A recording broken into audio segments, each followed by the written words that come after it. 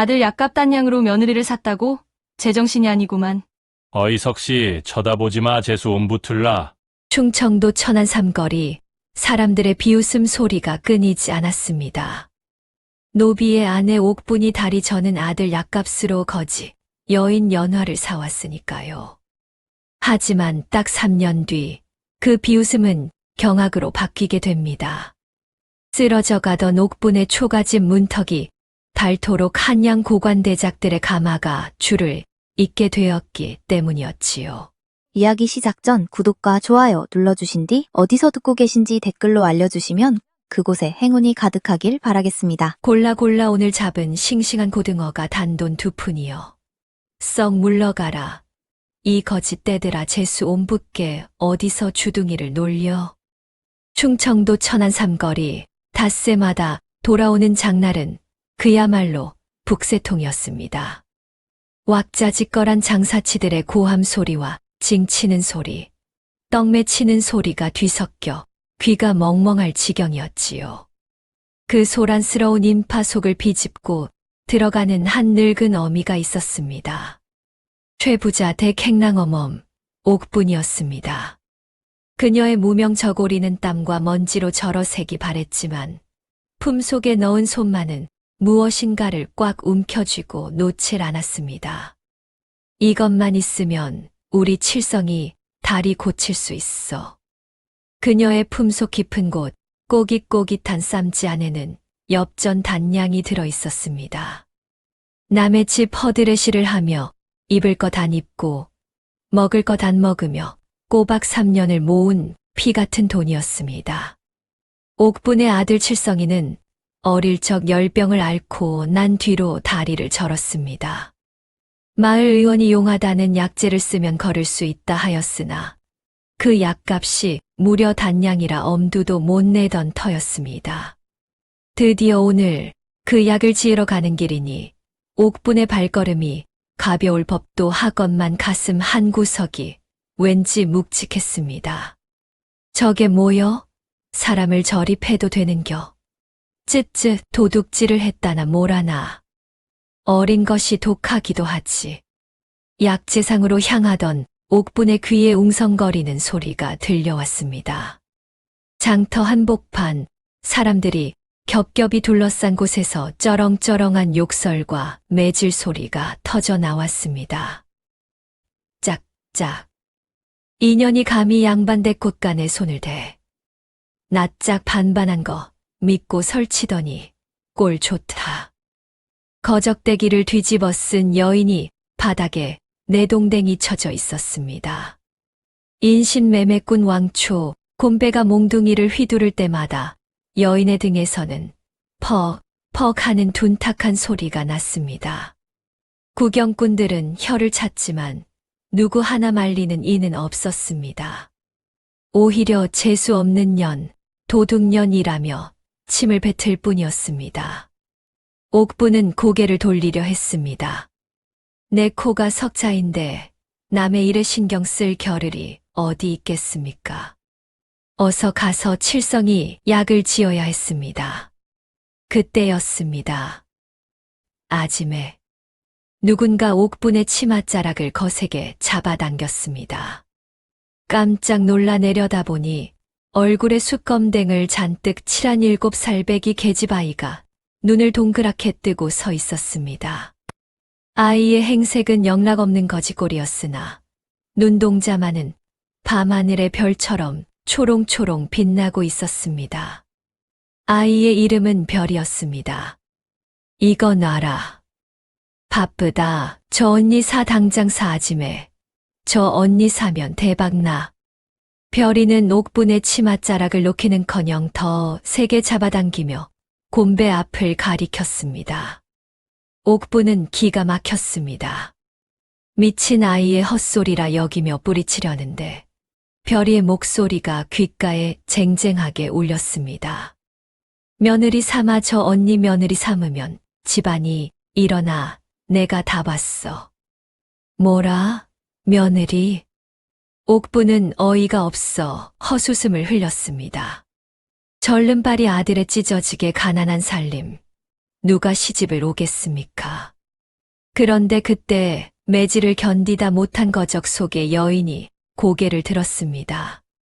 헝클어진 머리카락 사이로 드러난 얼굴은 멍투성이었고 입가엔 피가 흐르고 있었습니다. 쿵!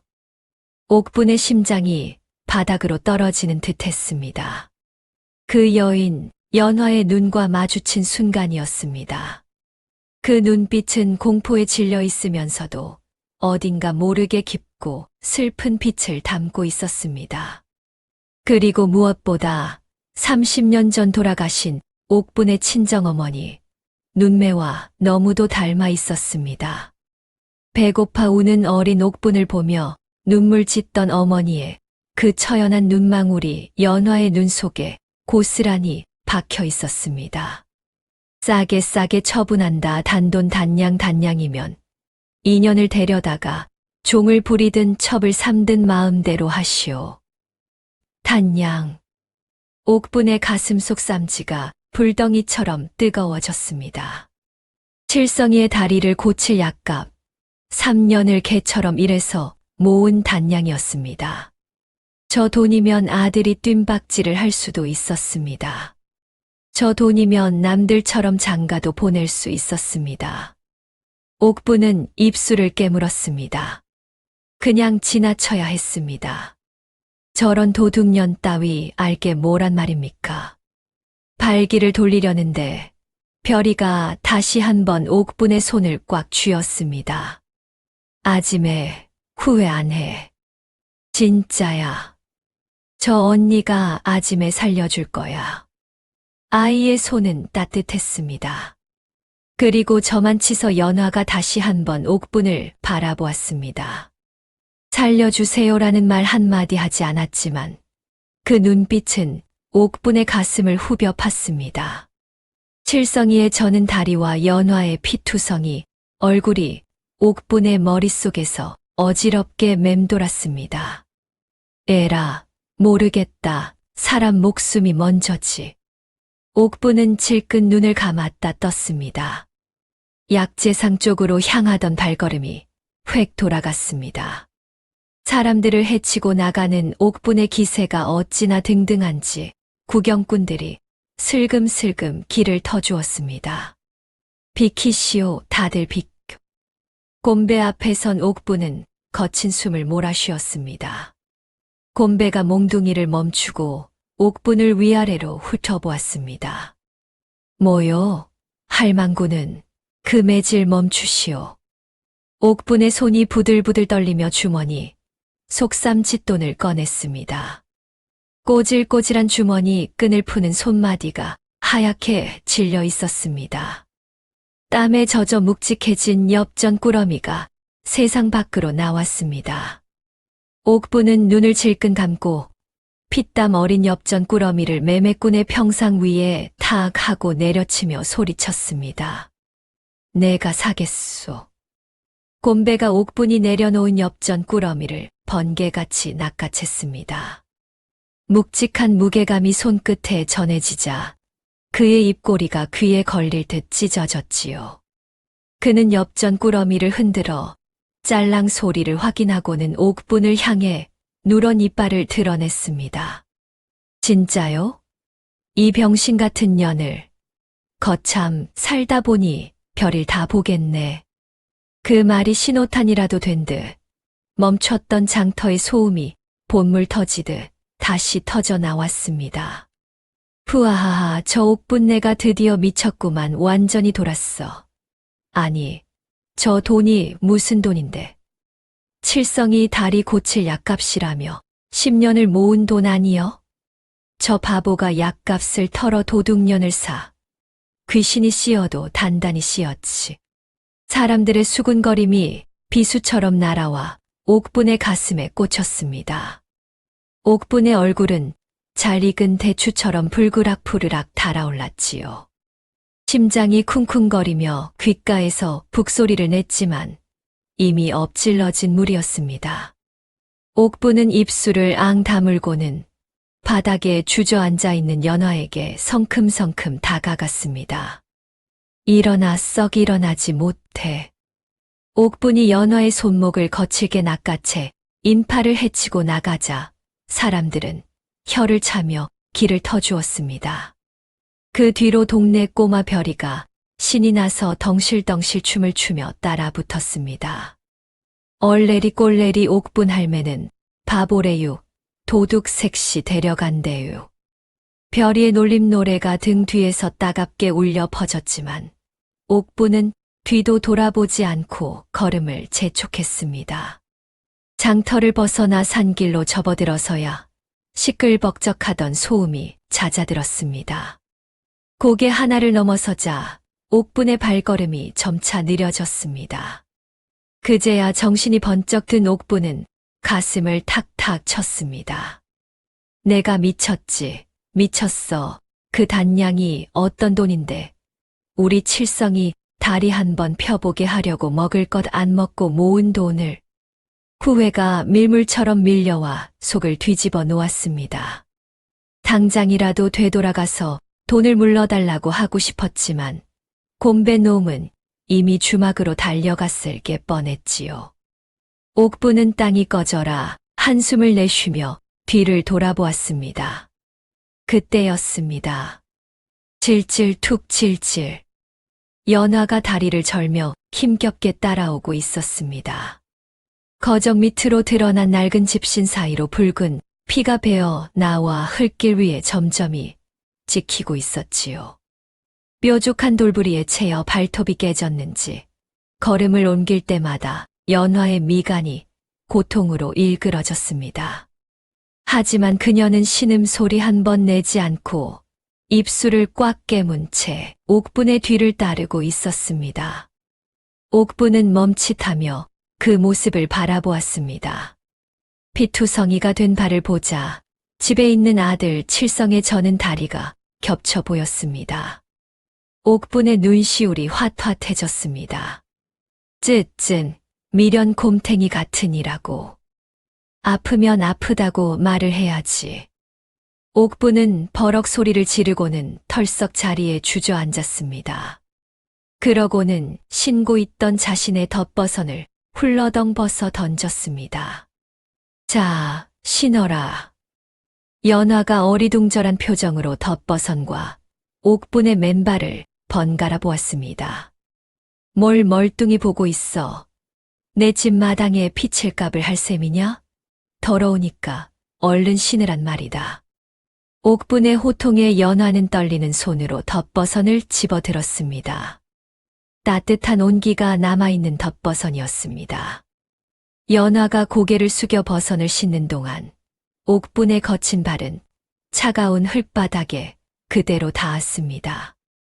나뭇가지에 긁히고 굳은 살이 박인 옥분의 발이 서러워 보였지만 그녀는 짐짓 헛기침만 크흠하고 내뱉으며 다시 걸음을 옮겼습니다. 해질녘이 되어서야 산중턱에 위태롭게 매달린 초가집이 보였습니다. 바람만 불어도 쓰러질 듯 기울어진 쌀이문이 삐그덕 소리를 내며 흔들리고 있었지요. 다 왔다. 들어가자. 옥분이 쌀이문을 밀고 들어서자 마당 한 구석에서 장작을 패고 있던 아들 칠성이 고개를 들었습니다. 어머니 다녀오셨습니까? 약재상은 잘 다니어. 말을 하던 칠성의 눈이 옥분의 뒤에 서 있는 연화를 보고 휘둥그레졌습니다. 칠성은 하던 일을 멈추고 지팡이를 급히 찾아 짚었습니다. 한쪽 다리가 불편하여 몸이 기우뚱했지만 그는 서둘러 옥분에게 다가왔습니다. 어머니? 칠성의 시선이 옥분의 맨발과 낯선 여인이 신고 있는 어머니의 덧버선에 머물렀습니다. 그리고 피투성이가 된 여인의 행색을 훑어보았지요. 장터에 다녀오신다던 어머니가 약재 대신 웬 거지꼴을 한 처자를 데리고 오셨으니 놀랄만도 했습니다. 칠성이 지팡이를 짚고 절뚝이며 다가와 물었습니다. 어머니, 이 처자는 누굽니까? 그리고 발은 왜? 옥분은 아들의 눈을 피하며 한숨을 푹 쉬었습니다. 차마 내 약값을 털어 사람 하나를 사왔다는 말을 할 수가 없었지요. 옥부는 대답 대신 연어의 등을 거칠게 떠밀어 마당 안으로 밀어 넣었습니다. 옥분의 거친 손길에 중심을 잃은 연화는 칠성의 발치에 털썩 주저앉고 말았습니다. 칠성은 화들짝 놀라 지팡이를 짚으며 물러섰습니다. 어머니, 이게 무슨 일입니까? 칠성의 눈이 옥분의 빈손과 피투성이 여인을 번갈아 향했습니다. 약첩은 보이지 않았습니다. 설마 약값을 시끄럽다 물이나 한 바가지 떠오너라. 옥부는 아들의 말을 뚝 자르고는 방문을 쾅 닫고 들어가 버렸습니다. 칠성은 땅바닥에 엎드린 연화를 내려다보았습니다. 헝클어진 머리카락 사이로 보이는 목덜미가 가늘게 떨리고 있었지요. 이보시오. 일단 일어나시오.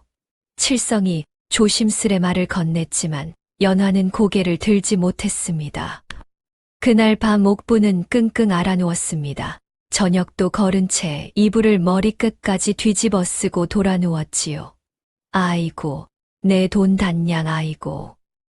내 팔자야. 방문 틈으로 새어나오는 옥분의 신음소리가 구슬펐습니다. 칠성은 윗목에 앉아 한숨만 내쉬었고 아랫목에 웅크린 연화는 숨소리조차 내지 않았습니다. 칠성은 차마 어머니에게 따질 수 없었습니다. 제 다리 고칠 약값을 털어 사람을 구해온 어미의 마음을 알기 때문이었지요. 새벽 딸기 회를 치기도 전이었습니다. 부엌에서 달그락하는 소리가 들려왔습니다. 잠귀 밝은 칠성이 눈을 떴을 때는 이미 연화의 자리가 비어 있었지요. 연화는 부엌에 쭈그리고 앉아 쌀독 바닥을 긁고 있었습니다.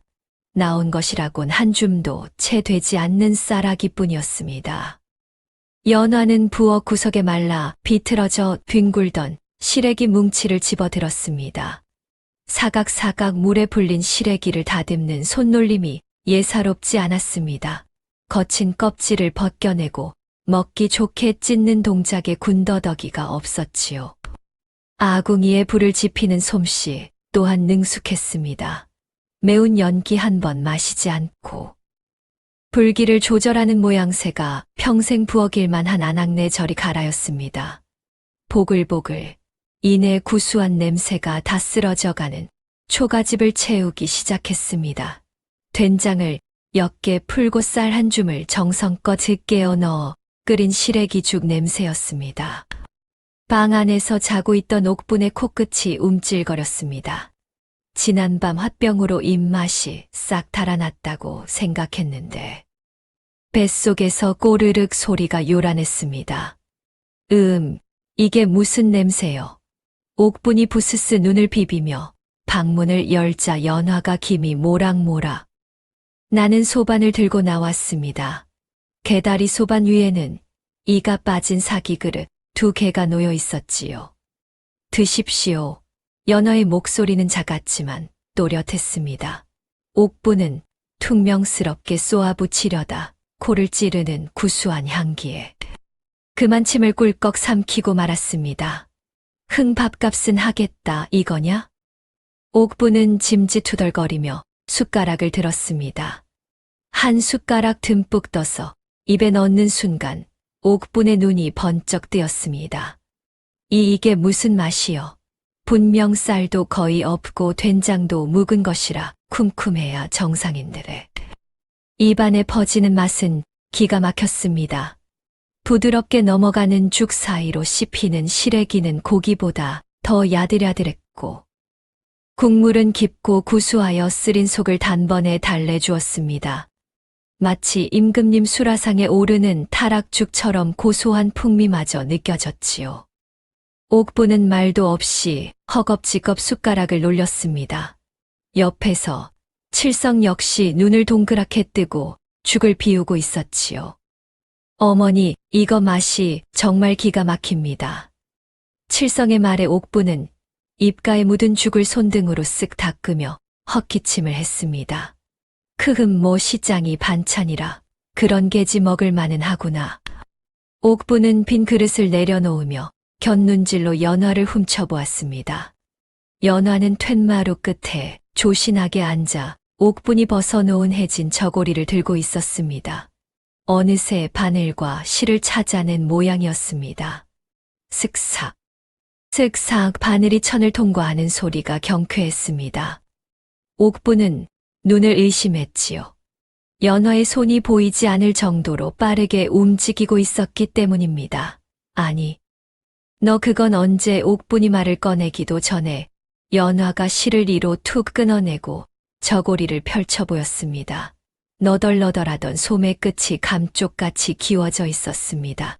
바느질 자국이 마치 매화꽃 문양처럼 곱게 수놓아져 있어 기운 자국이라기보다는 일부러 멋을 낸 것처럼 보였지요. 세상에, 칠성이 입을 다물지 못했습니다. 저작거리 침선비들도 흉내내지 못할 솜씨였습니다. 옥분은 저고리를 받아들고 이리저리 살펴보았습니다. 아무리 봐도 이건 단양짜리 솜씨가 아니었습니다. 너 정체가 뭐냐? 백정의 딸이라면서 이런 솜씨는 어디서 배웠어? 옥분의 의심 섞인 질문에 연화가 입을 열려는 찰나였습니다. 에헤이 참 장독대 위치가 틀렸네 틀렸어. 살인문 밖에서 웬 당돌한 어린아이의 목소리가 들려왔습니다. 낭랑하면서도 어딘가 핀잔을 주는 듯한 말투였습니다. 숟가락을 입에 문 옥분이 방문을 벌컥 열자 담벼락 위에 걸터앉은 꼬마 별이가 다리를 흔들며 손가락으로 마당 구석을 가리키고 있었습니다. 이 쥐새끼 같은 놈이 또 왔네. 남의 집 담벼락은 왜 넘겨다봐. 썩 내려가지 못해. 옥분이 밥주걱을 휘두르며 고함을 질렀습니다. 하지만 별이는 눈 하나 깜짝하지 않고 콧방귀를 뀌었습니다. 녀석은 꾀죄죄한 옷소매로 콧물을 훔치며 깨진 장독대 쪽을 손가락질했습니다. 아줌마, 목청만 크면 뭐해요? 집안에 똥물이 차게 생겼는데. 저기다 독을 두면 들어오던 복도 미끄러져서 시궁창으로 빠져요. 당장 저 서쪽 살구나무 밑으로 옮겨요. 뭐라, 이놈이 못하는 소리가 없어. 옥분이 당장이라도 쫓아나갈 기세로 신발을 찾는데 연화가 조용히 마루에서 내려왔습니다. 그녀는 아무 말 없이 마당 구석으로 걸어가더니 옥분조차 끙끙대며 옮기던 묵직한 간장독을 번쩍 들어 올렸습니다. 가녀린 팔 어디서 그런 힘이 나오는지 연화의 이마에 땀방울 하나 맺히지 않았습니다. 쿵! 살구나무 아래 평평한 돌 위에 장독이 자리를 잡았습니다.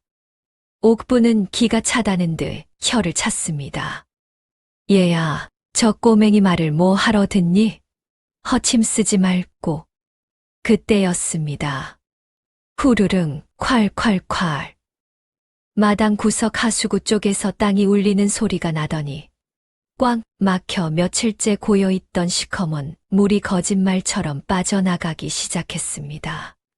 장독을 옮기며 흙이 다져지자 그 진동으로 막혀있던 물길이 뻥 뚫린 것이었습니다. 어머나, 이게 무슨 조화라니. 옥분이 입을 딱 벌리고 하수구를 들여다보았습니다.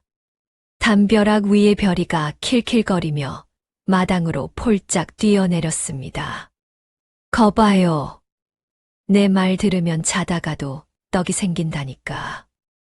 별이는 마치 제 집 안방인 양마루 끝에 걸터앉더니 이번에는 다리를 주무르고 있는 칠성을 빤히 쳐다보았습니다. 형아, 다리 아프지? 밤마다 쑤셔서 잠도 못 자지. 그걸 내가 칠성의 눈이 휘둥그레졌습니다. 별이는 칠성이 베고 있던 목침을 가리키며 혀를 찼습니다. 그 딱딱한 나무 베개 당장 갖다 버려요. 형아는 기운이 차가워서 나무랑 상극이야. 짚을 엮어서 베개를 만들고 머리는 북쪽으로 두고 자요. 그래야 끊어진 뼈에 기운이 붙어. 북쪽, 북쪽은 죽은 사람 눕히는 방향 아니냐? 옥분이 기겁을 했지만 칠성은 홀린 듯 별이의 눈을 바라보았습니다. 아이의 눈동자가 깊은 산속 옹달샘처럼 맑고 깊어 거짓말을 하는 것 같지 않았기 때문입니다. 어머니, 믿져야 본전 아니겠습니까? 그날 밤 칠성은 헛간에서 짚을 추려 베개를 만들고 북쪽으로 머리를 둔 채 잠이 들었습니다. 다음 날 아침이었습니다. 꼭기교. 장달구는 소리에 칠성이 눈을 번쩍 떴습니다. 평소 같으면 다리가 쑤셔 일어나는 것조차 고역이었을 터였습니다. 어머니, 어머니. 칠성이 방문을 박차고 마당으로 뛰어나왔습니다. 왜 그러냐? 다리가 더 아프냐?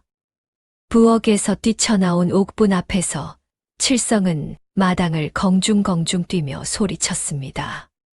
안 아파요. 다리에 매달려 있던 돌덩이가 싹 사라진 것 같습니다. 옥분은 믿을 수 없다는 듯 아들의 다리를 만져보았습니다.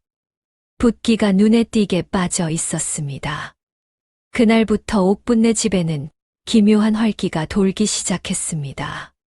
연화가 텃밭에 물을 주면 시들어가던 상추와 고추가 미친 듯이 자라났고, 별이가 시키는 대로 달짝 문을 틀자 암탉들이 하루가 멀다 하고 굵은 달걀을 낳아댔습니다. 복덩이들이 굴러들어왔어. 복덩이들이.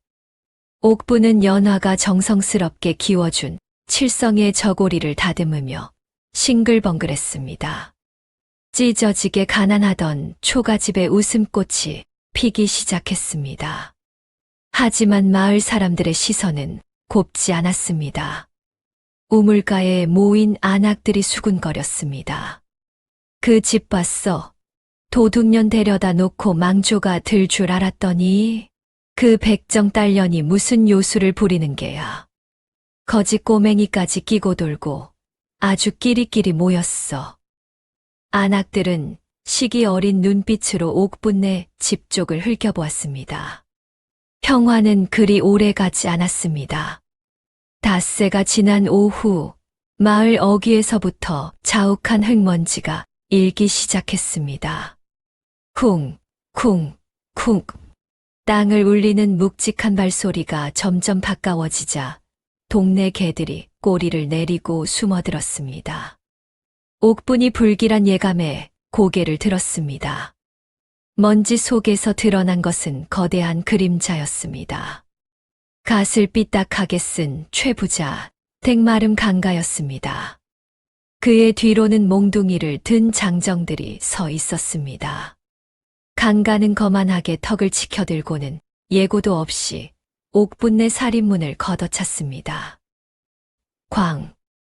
나무 문짝이 비명을 지르며 떨어져 나갔습니다.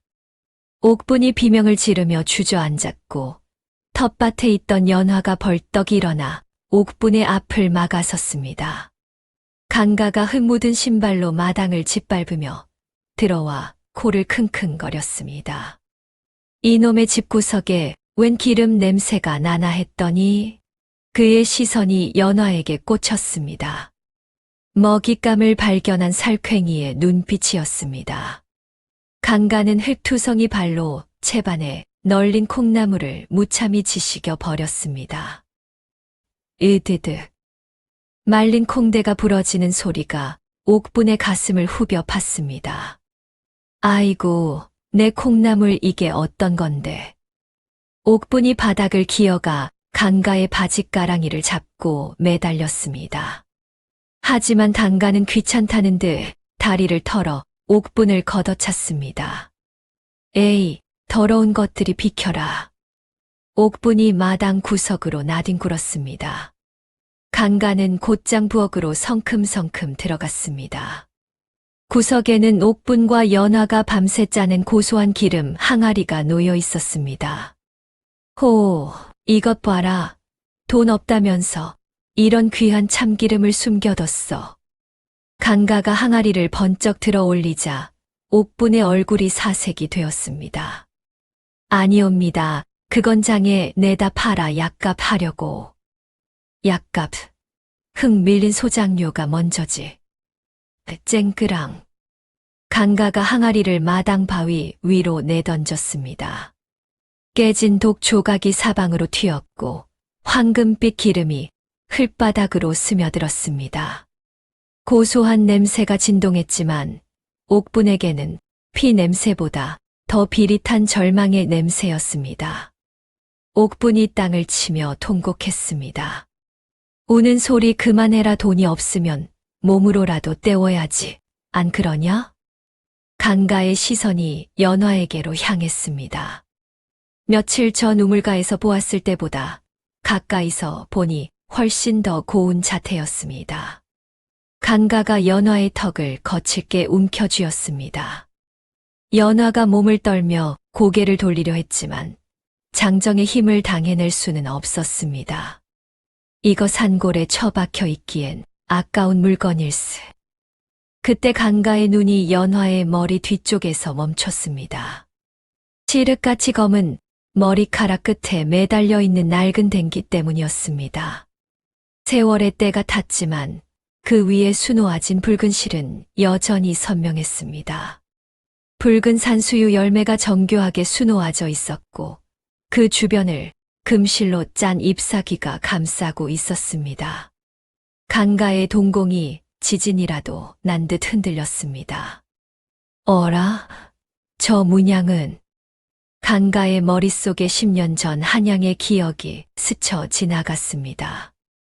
그가 젊은 시절 한양의 세도가 조대감 땡마름 노릇을 할 때 보았던 바로 그 문양이었습니다. 조대감 댁 안방마님만이 쓰던 독특한 산수유 자수. 시중에서 파는 싸구려 댕기와는 바느질 땀수부터가 달랐습니다. 저게 왜 백정의 자식이라는 인연 머리에 달려있어? 순간 강가의 머리 회로가 빠르게 돌아갔습니다. 홍주 바닥에 떠도는 소문이 있었습니다. 20년 전 영모에 휘말려 멸문지화를 당한 양반가의 핏줄이 이 근방으로 숨어들었다는 이야기. 강가의 눈이 탐욕으로 번들거렸습니다. 단순히 예쁜 계집을 취하는 것 이상의 돈 냄새가 났습니다. 허허, 이거 참 기름값 대신 이걸 가져가면 되겠구나. 강가가 손을 뻗어 연화의 댕기를 잡으려 했습니다. 안 돼. 연화가 기겁하며 뒷걸음질 쳤습니다. 그 댕기는 어머니의 유일한 유품이자 자신의 존재를 증명하는 물건이었습니다. 절대 빼앗길 수 없었습니다. 이리 내놔. 내년 몸값으로 쳐주마. 싫어요. 이것만은 안 돼요. 연화가 필사적으로 저항하자 강가가 손을 들어 연화의 뺨을 올려붙이려 했습니다. 바로 그때였습니다. 내 며느리 털끝 하나라도 건드리면 다 죽여버릴 거야. 어느새 옥분의 손에는 밭에서 쓰던 녹슨 낫이 들려 있었습니다. 평생 남을 해코지 한 번 해본 적 없는 옥분의 손이 사시나무 떨듯 떨리고 있었지만 눈빛만은 짐승처럼 형형했습니다. 어머님. 강가는 잠시 움찔했지만 이내 비웃음을 흘렸습니다. 하, 늙은 년이 노망이 났나. 그깟 낫으로 날 베겠다고? 강가가 눈짓을 보내자 뒤에 서 있던 장정이 몽둥이를 휘둘렀습니다. 퍽. 아. 장정의 몽둥이가 옥분의 손목을 강타했습니다. 낫이 힘없이 바닥으로 떨어졌고 옥분은 비명을 지르며 쓰러졌습니다. 연화가 쓰러진 옥분을 감싸 안으며 울부짖었습니다. 강가는 당장 연화를 끌고 가려다 멈칫했습니다. 보는 눈이 너무 많았고 댕기의 정체를 확실히 확인하려면 시간이 좀 필요했습니다. 한양에 연줄이 있는 거간꾼에게 먼저 기별을 넣어 저 문양의 진짜 주인이 누구인지 알아봐야 했습니다. 서두르다 큰 돈을 놓칠 수는 없는 법이었습니다. 좋다. 내 오늘은 인심 써서 그냥 가주마. 강가는 쭈그려 앉아 연화와 눈을 맞췄습니다. 사흘이다. 사흘 뒤에 다시 오마 그때까지 밀린 소장료 50냥을 준비해라. 만약 돈이 없다면 그는 연화의 뺨을 톡톡 쳤습니다. 그때는 내년이 내 집으로 들어와야 할 것이다. 첩으로 들어오든 종년으로 들어오든 내 마음이지.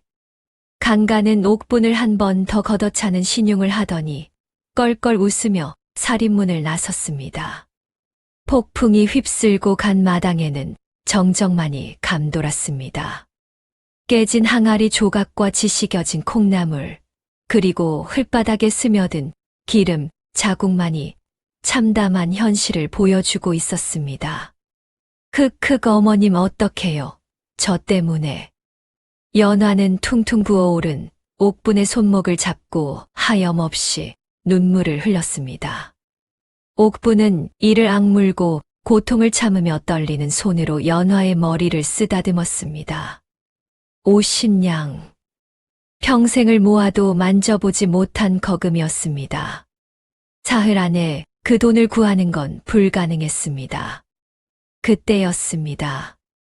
집 뒤편 오래된 감나무 뒤에서 작은 그림자 하나가 쓱 나타났습니다. 동네 아이들이 귀신 들린 아이라며 피해 다니는 별이었습니다. 별이는 아무런 표정 없이 엉망이 된 마당을 바라보았습니다. 보통 아이라면 겁을 먹고 도망갔을 상황이었지만 별이의 눈동자는 깊은 우물처럼 고요했습니다. 때가 됐네. 별이가 나지막이 중얼거렸습니다. 그 목소리는 어린아이의 것이라고 하기엔 지나치게 건조하고 차가웠습니다. 별이는 품속에서 다 달아빠진 몽당 연필 하나를 꺼내 들고는 땅바닥에 알 수 없는 그림을 그리기 시작했습니다. 사각사각. 흙바닥을 긁는 소리가 묘하게 크게 울렸습니다. 별이가 그린 것은 뾰족한 산봉우리 3개, 그리고 그 아래 흐르는 물결 속에 잠겨있는 둥근 원이었습니다. 그림을 다 그린 별이는 고개를 들어 연화의 등 뒤를 뚫어지게 쳐다보았습니다. 정확히는 연화가 목숨처럼 쥐고 있는 그 붉은 댕기를 보고 있었습니다. 이 언니 기억 못하네 바보같이. 연화는 땅바닥에 그려진 그림을 보자마자 숨이 턱 막혔습니다. 3개의 산봉우리와 물살 그리고 그 속에 잠겨있는 동그라미, 그것은 잊으려야 잊을 수 없는 3년 전 그날의 악몽이었습니다. 우르릉 쾅. 귓가에 찢어질 듯한 천둥 소리가 울리며 눈앞이 핑 돌았습니다. 순식간에 홍주 주막 마당이 사라지고 거친 흙탕물이 넘실대던 충청도 괴산의 계곡이 눈앞에 펼쳐졌습니다. 하늘에 구멍이라도 난 듯 장대비가 쏟아지던 날이었습니다. 아가씨 어서 피하셔야 합니다. 하인들의 다급한 비명도 잠시 거대한 물살이 모든 것을 삼켰습니다. 연화는 피난길에 정신없이 산길을 달리다 계곡 한가운데 앙상한 가지를 붙잡고 있는 아이를 보았습니다. 금방이라도 급류에 쓸려갈 듯 위태로운 거지 아이였습니다. 안 돼, 저 아이를 두고 갈 순 없어. 연화는 주저없이 머리를 묶고 있던 붉은 비단댕기를 풀었습니다. 잡아라, 어서. 그녀는 댕기 끝을 아이에게 던졌습니다.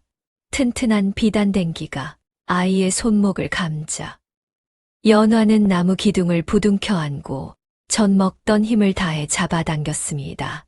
손바닥 살이 쓸려 나가고 손톱이 뒤집어지는 고통이 밀려왔지만 절대 놓지 않았습니다. 조금만 더. 아이가 무트로 끌려 올라오는 순간 거대한 통나무가 급류를 타고 내려와 연화가 서 있던 땅을 강타했습니다. 콰직. 집안이 무너져 내리며 연화의 몸이 기우뚱했습니다. 아이는 살았으나 연화는 그대로 흙탕물 속으로 곤두박질 쳤습니다. 차가운 물이 코와 입을 막았고 다리에 전해지는 끔찍한 격통과 함께 가족의 손을 놓치고 말았습니다. 머리가. 연화는 깨질 듯한 두통에 관자놀이를 꾹 눌렀습니다. 과거의 환영이 사라지고 다시 주막마당으로 돌아왔습니다. 식은땀이 등줄기를 타고 흘러내렸습니다. 연화는 떨리는 손으로 자신의 머리칼을 만졌습니다. 지금은 낡고 색이 바랬지만 3년 전 그날 아이를 구했던 바로 그 붉은 댕기가 여전히 그녀의 머리를 묶고 있었습니다. 그녀는 이 댕기가 부모님이 남겨주신 유일한 유품이라 여겨 목숨처럼 아끼고 있었지만 정작 자신이 구한 아이가 지금 지척에 있는 별이라는 사실은 꿈에도 알지 못했습니다. 한편 주막 안쪽 골방에서는 옥분이 호롱불 아래서 깊은 한숨을 내쉬고 있었습니다. 일냥, 이냥, 서냥, 단냥 하고도 삼푼이라. 짤그랑. 동전 부딪히는 소리가 처량하게 울려 퍼졌습니다. 옥부는 치마폭에 쏟아놓은 엽전들을 세고 또 세어보았지만 액수는 턱없이 부족했습니다. 아이고, 이 일을 어쩐다냐. 빚을 갚으려면 아직도 50냥은 더 있어야 하는데 당장 날이 밝으면 놈들이 들이닥칠 텐데. 옥부는 머리를 감싸 쥐었습니다. 마을 왈잡해 놈들이 연화의 미색을 탐내어 빚을 빌미로 기방에 팔아넘기겠다고 협박한 것이 벌써 보름 전이었습니다. 옥부는 억척스럽게 국밥을 팔고 삭바느질을 하며 돈을 모았지만 이자가 눈덩이처럼 불어나 원금을 갚기는커녕 이자 막기에도 급급했습니다. 안 돼, 절대로 우리 연화를 그 시궁창 같은 곳으로 보낼 순 없어. 옥부는 입술을 깨물었습니다. 피릿한 비린내가 입안에 감돌았습니다. 그녀는 장롱 깊숙한 곳에서 꼬깃꼬깃 접어둔 쌈지 하나를 더 꺼냈지만 그 안에도 푼돈뿐이었습니다. 창호지 문 너머로 야속하게도 새벽이 밝아오고 있었습니다. 시간은 흘러 어느새 새벽 안개가 마을을 뒤덮기 시작했습니다. 옥부는 뜬 눈으로 밤을 지새웠습니다. 약속한 시간은 해가 중천에 떴을 때였으니 아직 시간이 조금 남았다는 생각에 잠시 안도의 숨을 내쉬려 했습니다. 그때였습니다. 저벅. 새벽 안개를 뚫고 묵직한 발자국 소리가 들려왔습니다. 한두 명의 것이 아니었습니다. 수십 개의 발이 젖은 땅을 밟는 소리가 마치 저승사자의 발소리처럼 섬뜩하게 다가왔습니다. 이 소리는 옥분의 심장이 곤두박질 쳤습니다. 사흘의 말미를 주겠다던 놈들이 약속 시간보다 한참이나 일찍 들이닥친 것입니다. 끼익. 주막의 낡은 살인문이 거칠게 열렸습니다. 옥부는 황급히 방문을 열고 뛰쳐나갔습니다. 안개 속에서 검은 그림자 수십 개가 주막을 에워싸고 있었습니다. 맨 앞에는 흉측한 곰보 자국이 있는 왈잡해 두목 왕두꺼비가 누런이를 드러내며 비열하게 웃고 있었습니다. 어이 주모, 돈은 다 준비됐는가? 왕두꺼비의 걸걸한 목소리가 새벽 공기를 찢었습니다. 옥분의 얼굴이 사색이 되었습니다. 마당 한쪽에서 빗자루질을 하려던 연화도 놀란 토끼 눈을 하고 옥분의 뒤로 숨었습니다. 아니, 약속한 시간은 점심때가 아니오. 아직 해가 뜨지도 않았는데 어찌 벌써. 옥분이 떨리는 목소리로 항변했습니다. 약속. 하하하, 이 여편네가 아직도 세상 물정을 모르네. 우리가 언제 약속 같은 걸 지키는 거 봤어. 돈 없으면 그년 내놓으라고. 왕두꺼비가 눈짓을 하자 덩치 큰 사내들이 몽둥이를 바닥에 쿵 하고 찍으며 위협적으로 다가왔습니다. 쿵쿵쿵. 땅이 울리는 진동이 연어의 발바닥을 타고 올라와 온몸을 얼어붙게 만들었습니다. 옥부는 두 팔을 벌려 연화를 막아섰지만 다리가 후들거려 금방이라도 주저앉을 것만 같았습니다. 그 순간 별이가 자던 헛간 문이 삐걱하고 열렸습니다. 부스스한 머리의 별이가 눈을 비비며 밖으로 나왔습니다. 아이는 험악한 사내들을 보고도 전혀 놀란 기색이 없이 오히려 멍한 눈으로 왕두꺼비의 뒤편 허공을 응시했습니다. 완내 시끄러운 것들이. 별이의 입에서 나온 말은 상황과 어울리지 않았지만 그 목소리에는 뼈를 찌르는 듯한 서늘함이 서려 있었습니다. 왕두꺼비 강가는 별이의 그 말에 기분이 나쁜 듯 바닥에 침을 퇴하고 뱉었습니다. 미친 소리 집어치워라. 어린 놈이 벌써부터 헛것을 보는구나. 강가는 별이를 무시하고 옥분에게 고개를 획 돌렸습니다. 돈 내놔. 대장님 약속은 사흘 뒤라고 하지 않았습니까? 어찌 하루 만에 이러십니까? 칠성이가 약초를 구해오면 반드시 갚겠습니다. 옥분의 애원에도 강가는 누런 이를 드러내며 비열하게 웃었습니다. 약속이라 우리 바닥 셈 법은 양반님네하고는 다르거든. 어제 빌린 돈 50냥에 대한 이자가 하룻밤 사이에 새끼를 쳤다. 그것도 아주 우량한 놈으로 말이야. 그게 무슨 억지입니까? 하루 만에 이자가 불다니요. 이건 날강도 짓입니다. 옥분이 악을 쓰자 강가의 눈매가 사납게 일그러졌습니다. 뭐라 날강도 인연이 말 다 했어. 야 뭐하고 서 있어. 당장 집안 살림살이 다 박살내. 강가에 호령이 떨어지기가 무섭게 덩치 큰 왈패들이 몽둥이를 치켜들었습니다. 와장창. 마당 한 구석에 모셔두었던 장독 뚜껑이 박살나는 소리가 고막을 찢었습니다. 칠성이 애지중지하며 담갔던 된장독이 깨지며 구수한 냄새가 비릿한 흙먼지와 뒤섞여 피어올랐습니다. 안 돼, 그게 어떤 장인데. 방 안에 누워있던 칠성이 그 소리에 놀라 방문을 열고 기어 나왔습니다. 성치 않은 몸을 이끌고 마루 끝에 매달려 왈패의 바짓가랑이를 잡았습니다. 이보시오, 제발 살려주시오. 우리 식구 목숨 줄이오. 에이, 더러운 놈이 어딜 만져. 퍽. 둔탁한 타격음과 함께 칠성의 몸이 마당 흙바닥으로 나뒹굴었습니다. 왈패 하나가 쓰러진 칠성의 옆구리를 사정없이 걷어찼습니다. 칠성은 비명도 제대로 지르지 못한 채 웅크리고 신음만 토해냈습니다.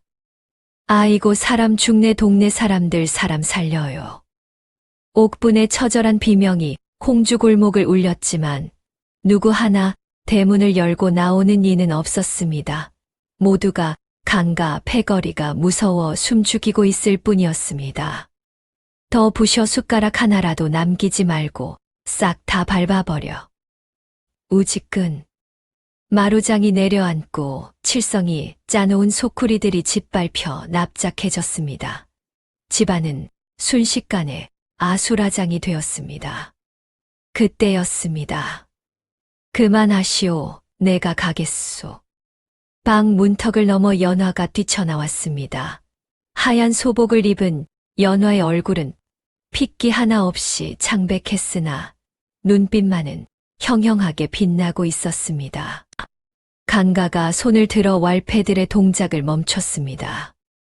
오호라, 이제야 주인공이 납시셨구먼. 진작 그럴 것이지. 왜 힘을 쓰게 만들어. 어머니 아버지가 돌아가시게 생겼는데 어찌 보고만 있습니까? 제가 가겠습니다. 가서 종살이를 하든 무엇을 하든 빚을 갚겠습니다. 연화의 목소리는 떨리고 있었지만 결의에 차 있었습니다.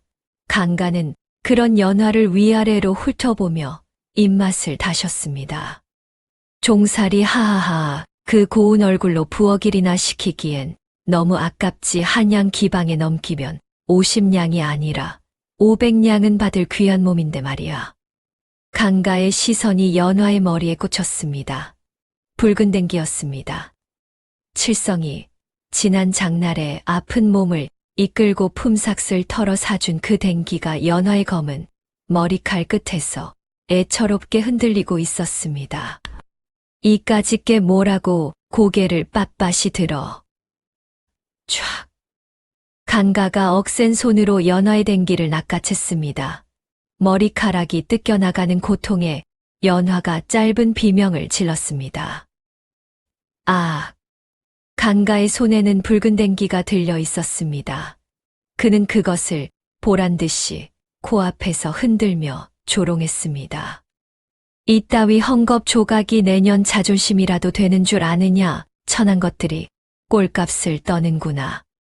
강가는 댕기를 바닥에 패대기 쳤습니다. 그리고는 집신씨는 발로 댕기를 지시겨 흙투성이로 만들었습니다. 붉은색이 순식간에 검은 흙탕물로 얼룩졌습니다. 안 돼, 그건 아버지가. 연화에게 그 댕기는 단순한 장신구가 아니었습니다.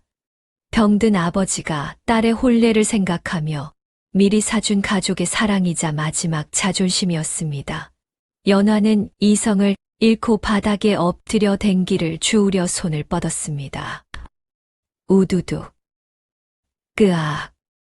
강가가 댕기를 잡으려던 연화의 고운 손등을 그대로 짓밟아 버렸습니다. 뼈가 으스러지는 듯한 섬뜩한 소리가 마당에 울려 퍼졌습니다. 연화야. 칠성이 피투성이가 된 입으로 딸의 이름을 불렀지만 몸이 말을 듣지 않았습니다. 강가는 발에 힘을 주어 연화의 손을 비벼댔습니다. 빌어 살려달라고 빌란 말이다. 내년이 얼마나 천한지 이 바닥에 입을 맞추고 빌어.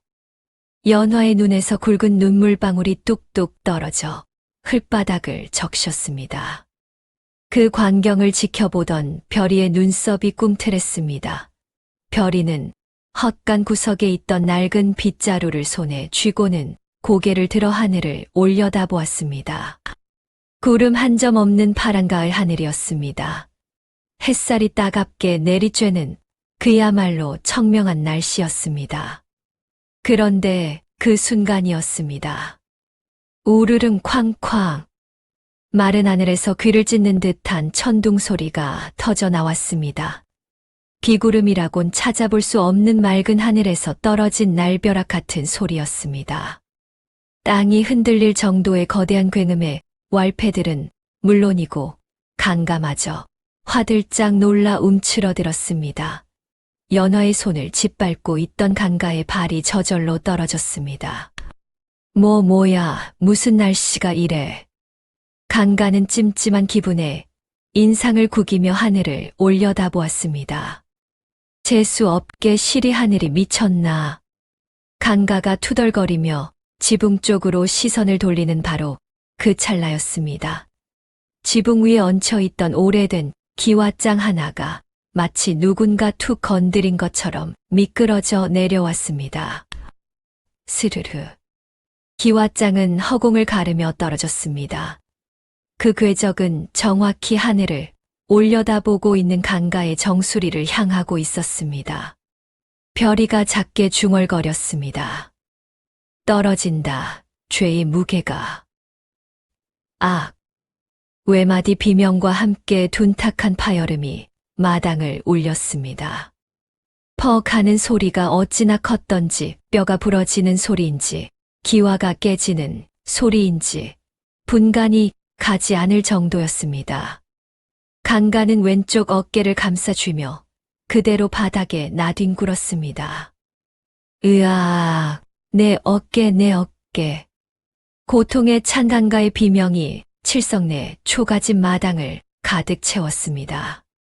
조금 전까지 연화의 손을 짓밟으며 위세를 떨던 기세는 온데간데 없고 흙바닥을 구르며 신음하는 꼴이 마치 도살장에 끌려온 돼지 같았습니다.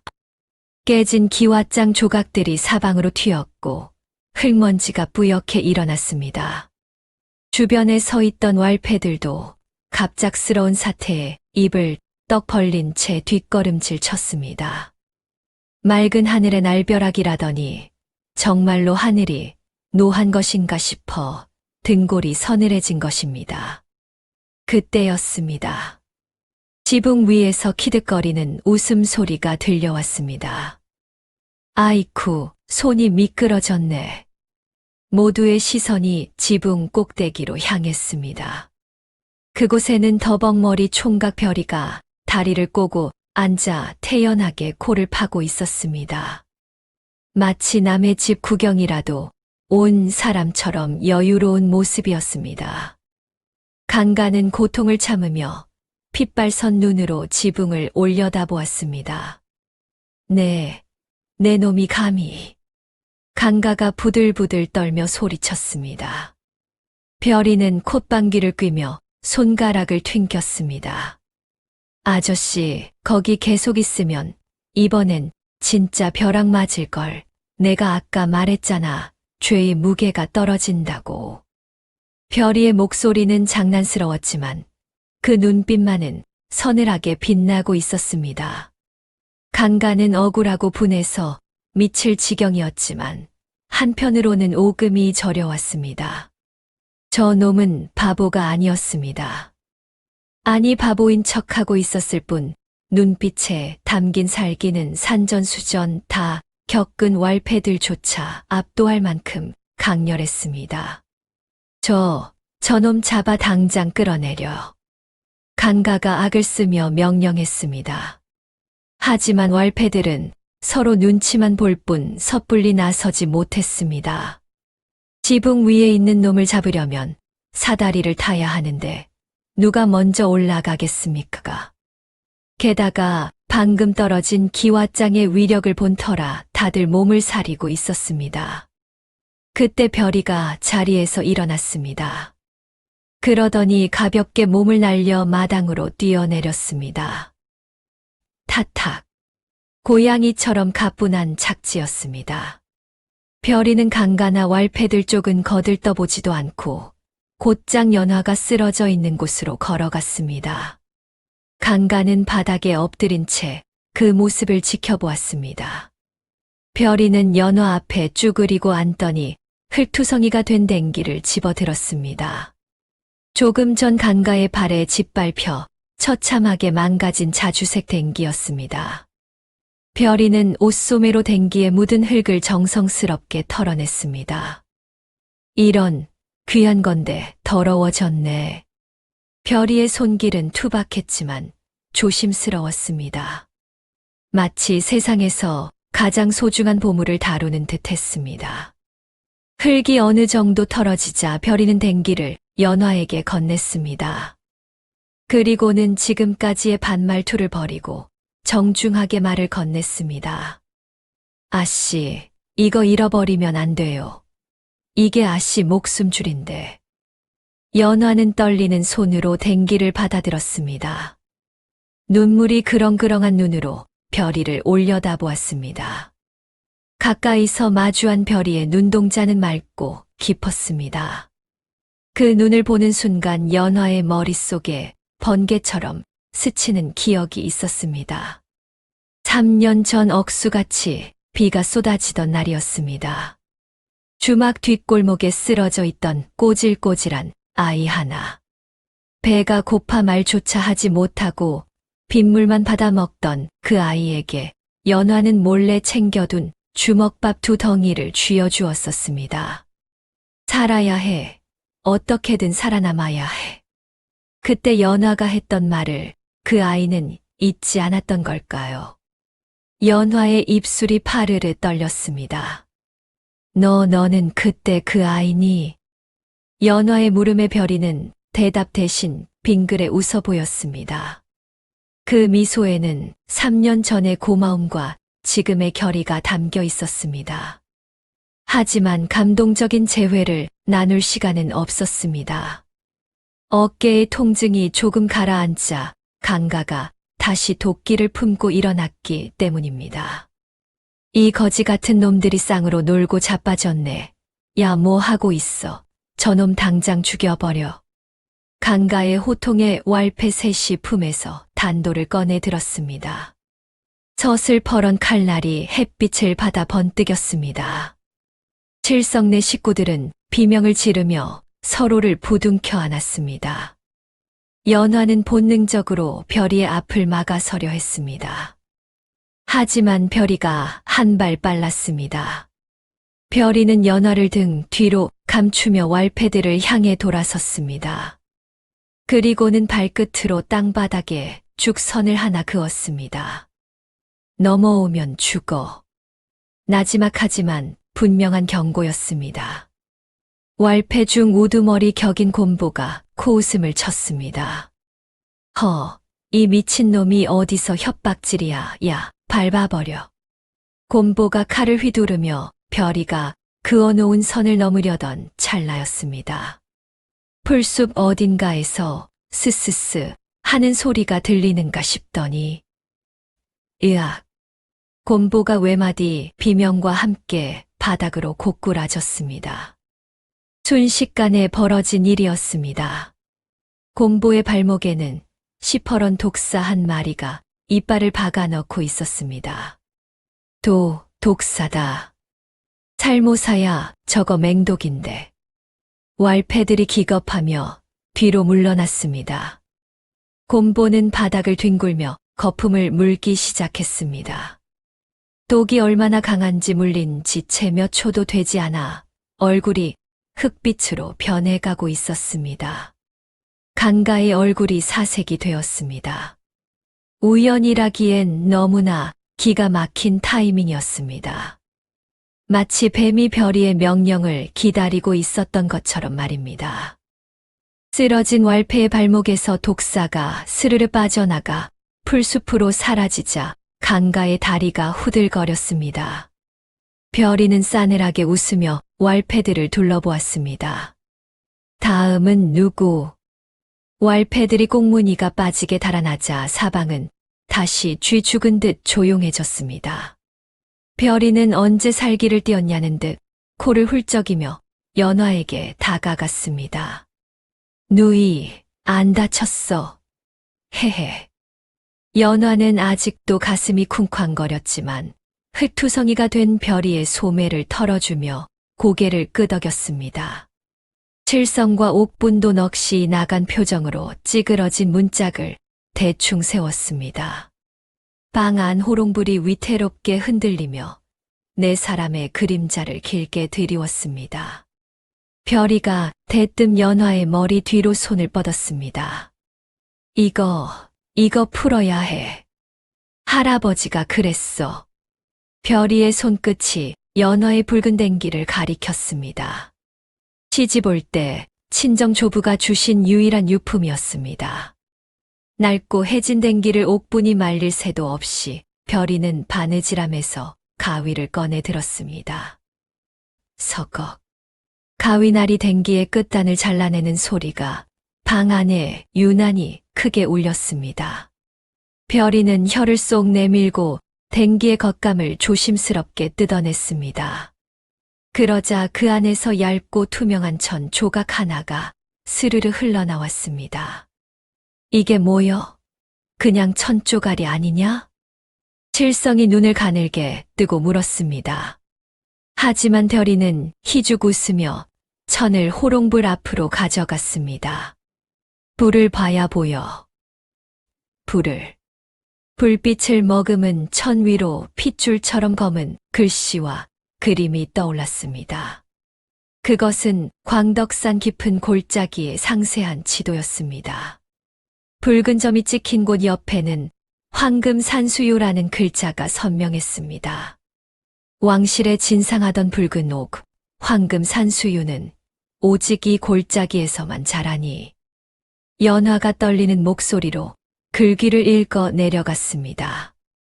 그것은 조부가 평생을 바쳐 연구한 특수 재배법과 비밀 약초 밭의 위치였습니다. 연화의 눈에서 굵은 눈물방울이 뚝뚝 떨어져 지도 위를 적셨습니다.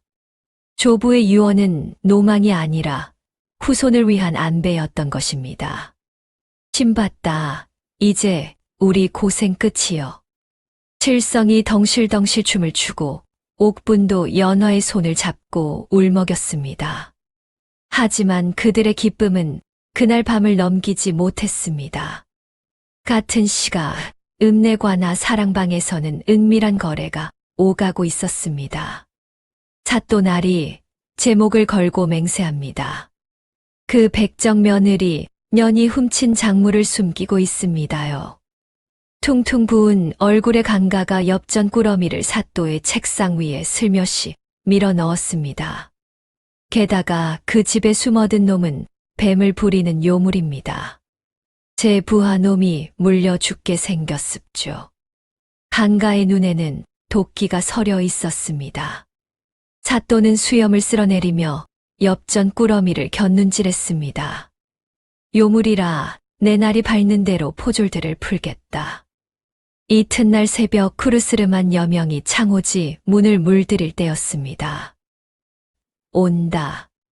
별이가 갑자기 귀를 쫑긋거렸습니다. 그 말이 떨어지기가 무섭게 땅을 울리는 군화 소리가 들려왔습니다. 쿵쿵쿵. 이놈들아 썩 문을 열지 못할까.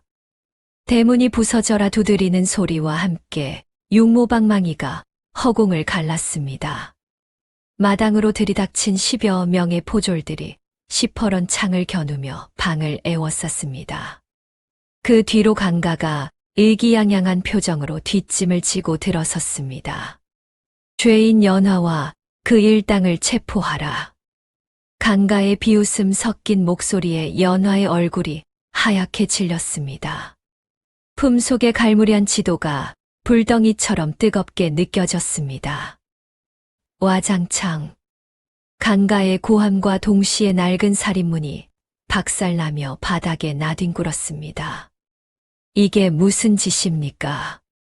칠성이 앞을 가로막았지만 포졸의 육모방망이가 어깨를 강타했습니다. 퍽. 둔탁한 소리와 함께 칠성이 비명을 지르며 고꾸라졌습니다. 아이고, 사람 잡네. 옥분이 기겁하여 아들을 감싸 안았으나 거친 발길질에 채여 흙바닥을 굴렀습니다. 순식간에 집안은 아수라장이 되었습니다. 정갈하게 개어놓았던 이불이 흙발에 지시겨졌고 부엌의 솥뚜껑이 요란하게 뒤집어졌습니다. 어딜 도망가려 하느냐. 포졸들이 연화의 양팔을 거칠게 낚아채 비틀었습니다. 놓으십시오. 저는 도둑질을 한 적이 없습니다. 닥치거라. 사또 앞에서 짓거려. 포승줄이 세 사람의 손목을 파고들었습니다. 굴비 엮이듯 묶인 연화와 옥분, 칠성은 질질 끌려 나갔습니다. 담장 너머로 구경하던 마을 사람들이 수군거렸지만 누구 하나 나서지 못했습니다. 관아 마당에 도착했을 때는 이미 해가 중천이었습니다. 철푸덕. 포졸들이 세 사람을 내동댕이 쳤습니다. 바닥에 자잘한 돌들이 무릎을 찔러 피가 배어 나왔습니다. 대청마루 위에는 사또가 비스듬히 앉아 부채질을 하고 있었습니다. 기름기가 번들거리는 얼굴에는 귀찮은 기색이 역력했습니다. 내 놈들이 감히 양반댁 물건에 손을 댔다지. 억울합니다. 사또 나으리, 저희는 결백합니다. 옥분이 머리를 찌으며 읍소했으나 사또는 콧방귀를 뀌었습니다. 옆에 있던 단가가 눈을 번뜩이며 나섰습니다. 나으리, 전연 품속을 뒤져보십시오. 훔친 물건을 감추고 있을 것입니다. 사또의 눈짓에 포졸이 연화에게 달려들었습니다. 안 됩니다. 이건 제 어머님 유품입니다. 연화가 몸을 비틀며 저항했으나 역부족이었습니다. 포졸의 우악스러운 손이 연화의 옷섭을 파고들었습니다. 찌. 옷감이 찢어지며 낡은 붉은 댕기가 툭 떨어졌습니다. 강가가 득달같이 달려들어 댕기를 낚아챘습니다.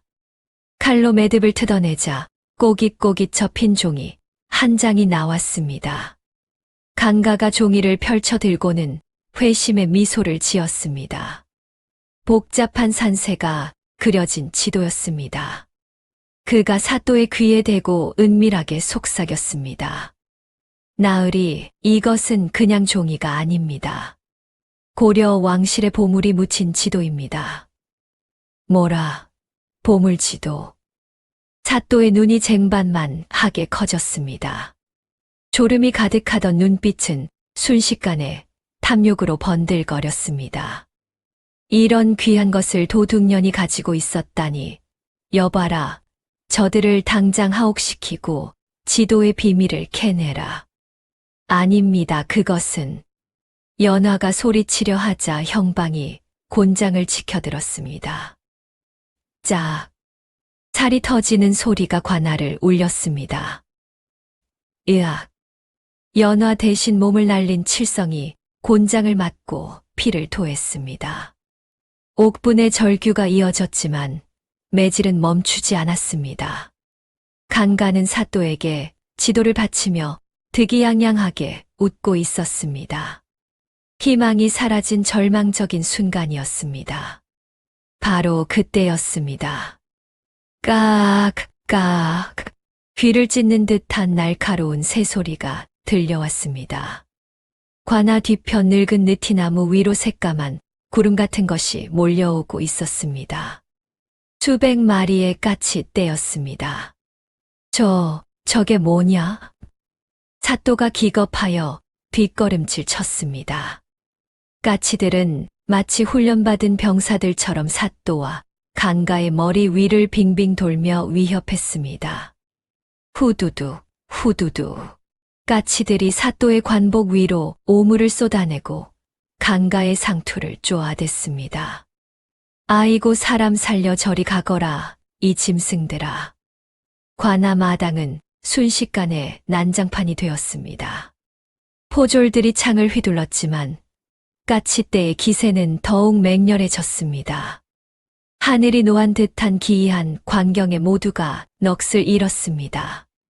소란이 극에 달했을 때 끼익.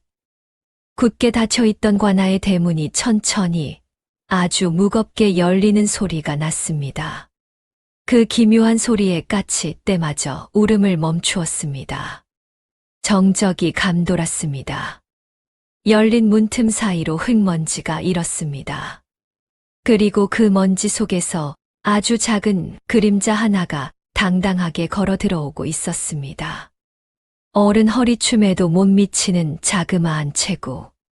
하지만 그 발걸음에는 천군만마를 이끄는 장수의 기백이 서려 있었습니다. 작은 그림자의 주인이 고개를 들어 사또를 똑바로 응시했습니다. 그 얼굴을 확인한 사또와 강가의 입이 떡 벌어졌습니다. 이방이 기가 차다는 듯 헛기침을 하며 앞을 막아섰습니다. 내 인연 감히 여기가 어디라고 함부로. 비키시오. 쩌렁.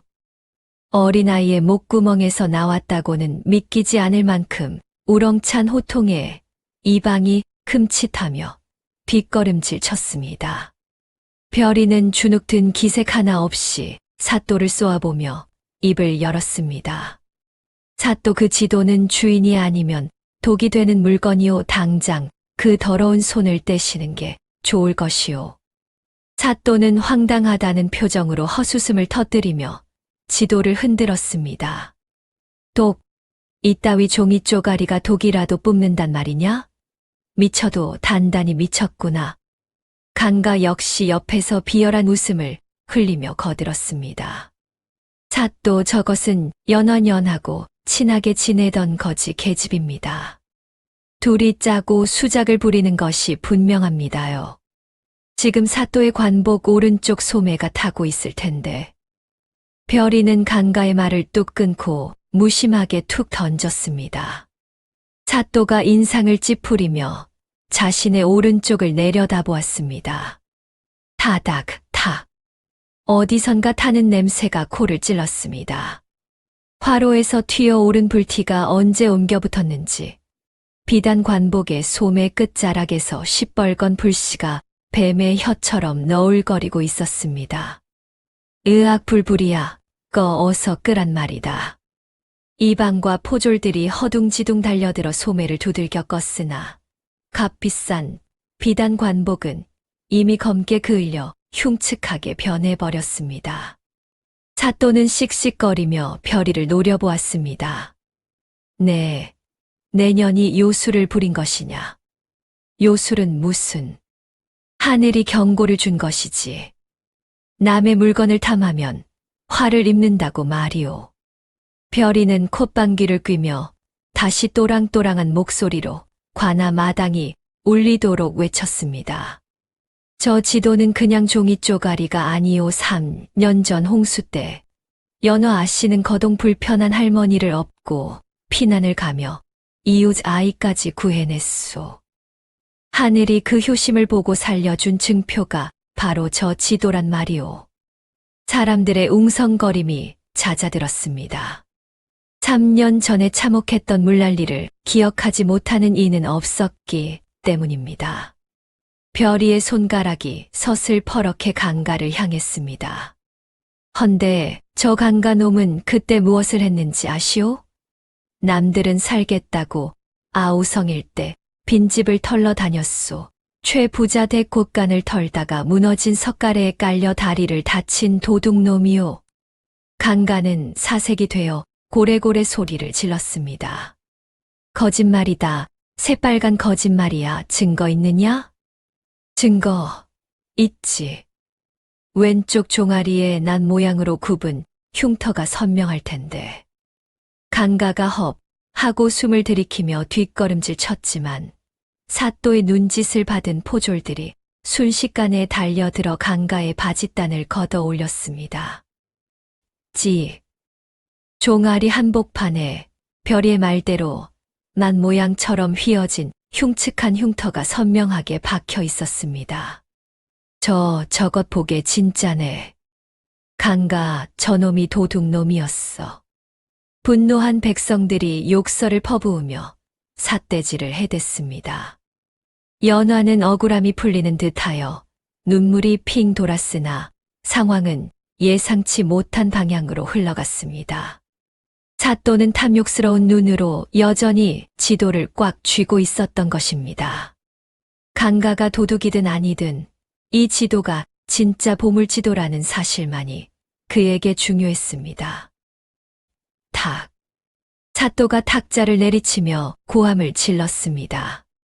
조용히들 해라. 강가가 도둑놈인 것은 나중에 따질 일이다. 허나 이 지도가 작물이라는 사실은 변하지 않는다. 주인이 없는 물건은 관아에 귀속되는 것이 국법이다. 사또 하늘이 무섭지도 않소. 별이가 항변했으나 이미 욕심에 눈이 먼 사또에게는 들리지 않았습니다.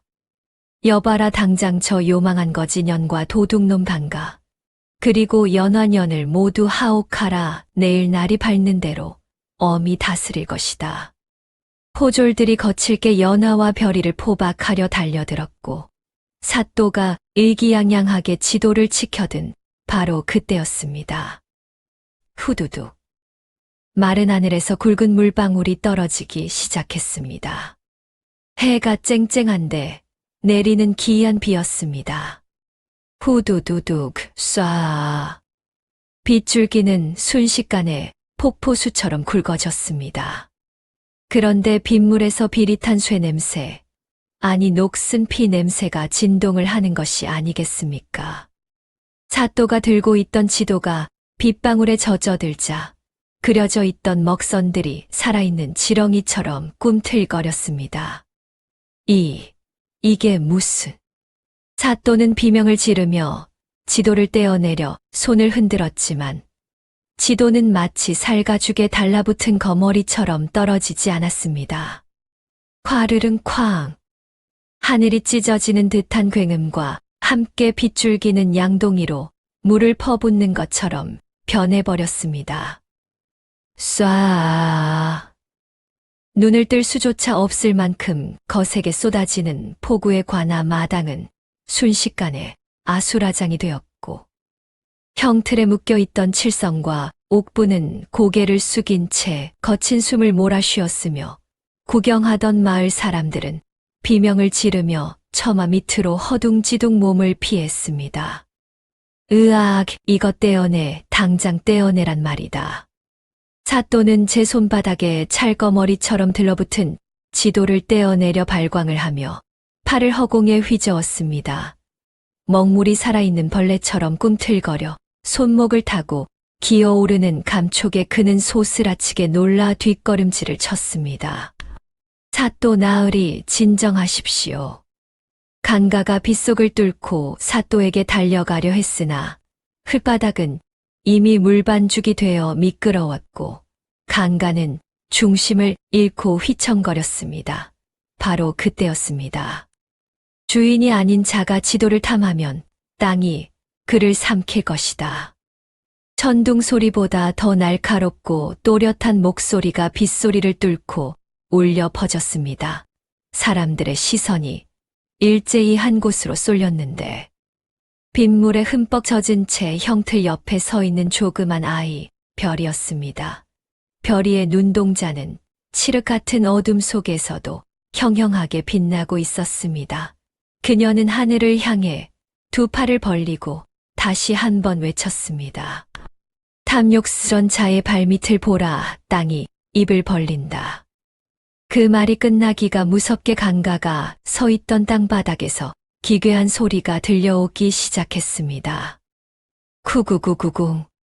마치 땅속 깊은 곳에서 거대한 짐승이 울부짖는 듯한 진동이 울리더니 강가의 발밑 흙이 갈라지기 시작했습니다.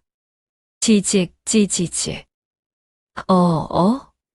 이게 무슨. 강가는 당황하여 발을 때려 했으나 젖은 흙이 마치 늪처럼 그의 발목을 잡아 끌었고 순식간에 땅이 푹 꺼지며 거대한 구덩이가 생겨났습니다. 그것은 단순한 구덩이가 아니었습니다. 관아의 뒷간에서 흘러나온 오물과 썩은 물이 모여 흐르던 지하 수로가 터져버린 것이었습니다. 으아, 철퍼덕 풍덩. 처절한 비명과 함께 강가는 시커먼 오물 구덩이 속으로 처박혔습니다. 똥물과 진흙이 뒤섞인 구덩이 속에서 강가는 허우적대며 살려달라고 소리를 질렀으나 입을 벌릴 때마다 더러운 오물이 들이닥쳤습니다. 후아퇴 사살려줘. 사또 나으리, 그 광경을 본 사또는 공포에 질려 얼굴이 백지장처럼 하얗게 질렸습니다. 이것은 우연이 아니었습니다. 명백한 하늘의 벌이자 천벌이었습니다. 에이, 가져가라. 이 흉물스러운 것. 사또는 있는 힘을 다해 손을 털어냈습니다. 그러자 신기하게도 손바닥에 딱 붙어 떨어지지 않던 지도가 젖은 낙엽처럼 툭 떨어져 나갔습니다. 휘이이. 때마침 불어온 거친 돌풍이 허공에 뜬 지도를 낚아채듯 휘가 맞습니다. 지도는 빗줄기 사이를 춤추듯 날아가더니 마치 제 주인을 찾아가는 훈련된 매처럼 정확하게 연화의 품으로 날아들었습니다. 탁. 연화는 엉겁결에 날아온 지도를 가슴에 꼭 끌어안았습니다. 진흙투성이가 되고 비에 젖었지만 지도는 연화의 품에 안기자마자 거짓말처럼 먹물의 꿈틀거림을 멈추었습니다. 그 모습을 본 마을 사람 중 누군가가 외쳤습니다. 하늘이 노했다. 하늘이 진짜 주인을 알아보신 게야. 아이고, 신령님이 돕는다. 우리 다 죽게 생겼네. 사람들은 쏟아지는 빗속에서도 바닥에 납작 엎드려 절을 하기 시작했습니다. 두려움에 떤 육방과 포졸들도 창을 버리고 머리를 조아렸습니다. 사또는 다리가 풀려 털썩 주저앉았습니다. 구덩이 속에서 허우적대는 강가의 꼴을 보니 다음 차례는 자신이 될 것만 같아 등골이 오싹하고 오금이 저려 견딜 수가 없었습니다. 여봐라, 당장 풀어줘라. 저것들 당장 내보내, 썩 내보내란 말이다. 사또는 찢어지는 목소리로 비명을 질렀고 포졸들이 벌벌 떨며 기어와 칠성과 옥분의 결박을 풀었습니다. 아버지, 어머니. 연화는 빗물에 젖은 지도를 품속 깊이 갈무리하고 형틀에서 풀려난 부모님에게 달려갔습니다. 칠성은 매질의 다리가 성치 않았고 옥분 역시 공포와 추위에 떨고 있었습니다. 연화야, 내 새끼, 어서 일어나세요. 여기서 나가야 해요. 연화는 이를 악물고 칠성과 옥분을 부축해 일으켜 세웠습니다. 비는 여전히 억수같이 쏟아지고 있었지만 세 사람이 관아의 대문을 향해 발걸음을 옮기자 기이한 일이 벌어졌습니다. 그토록 사납게 몰아치던 먹구름이 순식간에 걷히기 시작한 것입니다. 검은 구름 사이로 한 줄기 강렬한 햇살이 뚫고 내려와 진흙탕을 걸어가는 연화의 가족을 비추었습니다. 마치 하늘이 그들의 앞길을 열어주는 듯 했습니다. 마을 사람들은 그 경이로운 광경에 입을 다물지 못하고 길을 터주었습니다. 억울한 누명을 쓰고 죽을 뻔했던 가족이 하늘의 도움으로 당당히 걸어 나오는 모습은 그 자체로 전율이었습니다. 저기 봐, 해가 난다. 해가 백정의 딸이 아니라 하늘이 내린 처자였어. 사람들의 수근거림을 뒤로하고 연화는 묵묵히 앞만 보고 걸었습니다. 그녀의 품속에는 낡은 지도가 따뜻한 온기를 내뿜고 있었습니다. 햇살을 받으며 관아를 걸어 나오는 세 사람 뒤로 구덩이에 빠진 강가의 처절한 비명소리가 멀어져 갔습니다. 거기 누구 없느냐? 나 좀 꺼내줘. 의학 냄새 사또. 하지만 아무도 그를 도우려 하지 않았고 사또조차 처마 밑으로 숨어버린 뒤였습니다. 관아 대문을 완전히 빠져나왔을 때 연화는 문득 주위를 둘러보았습니다. 별아? 별아, 어디 있니? 아까까지만 해도 형틀 옆에서 당당하게 호통을 치던 그 작은 아이가 보이지 않았습니다. 빗물에 씻겨 내려간 것인지 아니면 처음부터 환영이었는지 아이의 흔적은 어디에도 없었습니다. 어머니, 혹시 별이 보셨어요? 연화의 물음에 옥부는 멍한 표정으로 자신의 손을 내려다보았습니다. 옥분의 주름진 손 안에는 언제 쥐어줬는지 모를 작은 쪽지 하나가 땀과 빗물에 젖어 구겨져 있었습니다. 이게 뭐냐? 옥분이 떨리는 손으로 쪽지를 폈습니다. 삐뚤빼뚤하지만 힘있는 글씨가 적혀 있었습니다. 광덕산 호랑이 바위 뒤. 비가 그친 뒤라 산길은 미끄러웠습니다. 억센 진흙이 발목을 잡아챘지만 세 사람은 멈추지 않았습니다.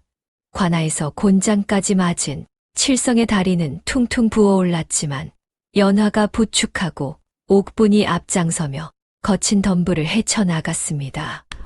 조금만 더 힘을 내거라. 저기 바위가 보인다. 옥분의 손가락이 가리키는 곳에 집채만 한 바위가 웅크리고 있었습니다. 마을 사람들이 호랑이 바위라 부르는 곳이었습니다. 하지만 쪽지에 적힌 바위 뒤편은 가시덤불로 꽉 막혀 길이 보이지 않았습니다. 어머니, 길이 없습니다. 아니다. 별이가 허투루 말할 리가 없어. 옥부는 주저하지 않고 가시덤불 속으로 손을 집어넣었습니다. 우두둑, 툭. 손등이 긁혀 피가 맺혔지만 옥부는 억센 덩굴을 맨손으로 걷어냈습니다. 그러자 바위 틈새로 사람이 겨우 지나갈 만한 좁은 틈이 드러났습니다. 들어가 보자. 세 사람이 좁은 틈을 비집고 들어가자 갑자기 눈앞이 환해졌습니다. 아, 그곳은 사방이 절벽으로 둘러싸인 천연 요새 같은 분지였습니다. 그리고 그 넓은 땅을 가득 채우고 있는 것은 다름 아닌 붉은 산수유였습니다. 가을 햇살 아래 붉은 보석 같은 열매가 온 천지를 뒤덮어 붉은 물결을 이루고 있었습니다. 사람의 손을 타지 않아 가지가 휘어질 정도로 열매가 주렁주렁 매달려 있었습니다. 이게 다 아버지가 심으신 거예요? 연화가 떨리는 손으로 열매 하나를 땄습니다. 장터에서 보던 것과는 비교도 안 될 만큼 알이 굵고 윤기가 흘렀습니다. 옥부는 그제야 남편이 왜 그토록 이 척박한 땅을 고집했는지 깨달았습니다. 남들이 쓸모없는 돌산이라 비웃을 때 그는 아무도 모르게 이곳에 와서 미래를 심고 있었던 것입니다. 아이고, 영감이 미련한 영감아. 이렇게 귀한 걸 남겨두고 왜 말 한마디 없이 갔소. 옥분의 통곡 소리가 붉은 숲에 메아리 쳤습니다. 칠성도 젖은 눈으로 나무를 살피다 소리쳤습니다. 어머니, 이건 그냥 산수유가 아닙니다. 약효가 가장 좋을 때 맺힌 최상품이에요. 한양 약재상들이 부르는 게 값인 것들입니다. 세 사람은 슬퍼할 겨를도 없이 소매를 걷어붙였습니다. 톡, 톡, 후두둑. 적막한 산골짜기에 희망이 떨어지는 소리가 가득 찼습니다. 옥분의 치마폭에도, 칠성의 바구니에도 붉은 열매가 수북이 쌓였습니다. 소문은 발 달린 듯 퍼져 나갔습니다. 옥분이 내놓은 산수유의 품질이 기가 막히다는 소식에 한양 약재상들까지 옥분의 낡은 움막 앞으로 몰려들었습니다. 내게 파시오 한 그네의 단량을 쳐주리다. 비키시오 나는 7냥을 주겠소. 전량을 다 내게 넘기시오. 강가가 헐값에 뺏으려 했던 그 땅의 열매는 금값보다 귀한 대접을 받았습니다. 짤랑, 짤랑. 텅 비었던 괴짝에 엽전 꾸러미가 쌓이는 소리가 밤낮으로 들렸습니다. 하지만 옥부는 돈이 모이자마자 가장 먼저 한양 제1가는 의원을 불렀습니다. 돈은 얼마가 들어도 좋으니 우리 사위 다리만 고쳐주시오. 그날부터 지독한 치료가 시작되었습니다. 치익. 살이 타들어가는 쑥 뜸 냄새가 방 안에 진동하고 뼈를 다시 맞추는 고통이 이어졌지만 칠성은 비명 한 번 지르지 않았습니다. 반드시 두 다리로 서서 가족을 지키겠다는 일념 때문이었습니다. 그렇게 꼬박 석 달이 지났습니다. 마당에 파릇한 봄 새싹이 돋아나던 어느 날이었습니다. 뚜벅, 뚜벅. 항상 들리던 지팡이 끄는 소리가 들리지 않았습니다. 방문을 열고 나온 칠성이 마루에서 천천히 마당으로 내려왔습니다. 서방님? 칠성이 한 발을 떼었습니다. 비틀거리지 않았습니다. 또 한 발을 떼었습니다. 두 다리가 굳건히 땅을 지탱했습니다. 어머니, 연화야. 내가 걷고 있어. 세 사람은 마당에서 서로를 부둥켜 안고 하염없이 눈물을 흘렸습니다. 산수유꽃보다 더 환한 웃음꽃이 피어났습니다. 그날 밤 옥부는 정갈하게 옷을 갈아입고 칠성과 연화를 안방으로 불렀습니다. 옥분의 눈빛은 더 이상 쫓기는 자의 두려운 눈빛이 아니었습니다. 앉거라. 옥분이 칠성의 두 다리를 흐뭇하게 바라보더니 이내 서늘한 목소리로 말했습니다. 이제 우리 집안의 억울함을 풀 때가 되었다. 옥분의 손이 떨리며 보자기에 매듭을 풀었습니다. 좌중의 시선이 그 손끝에 꽂혔습니다. 보자기 안에서 나온 것은 금덩이도 아니요, 집문서도 아니었습니다. 그것은 때가 꼬질꼬질하게 탄 낡은 삼배 주머니 하나였습니다. 칠성이 의아한 표정으로 물었습니다.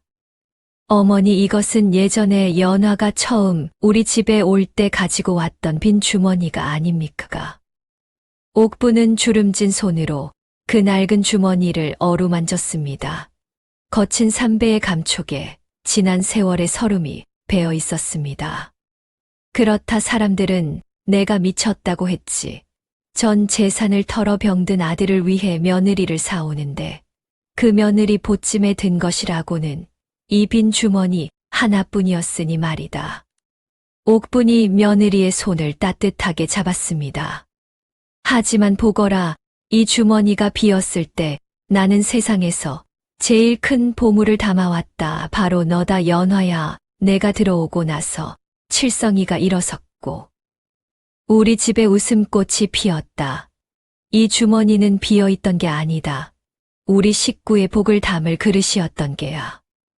연화의 눈에서 참았던 눈물이 툭 하고 떨어져 낡은 주머니를 적셨습니다.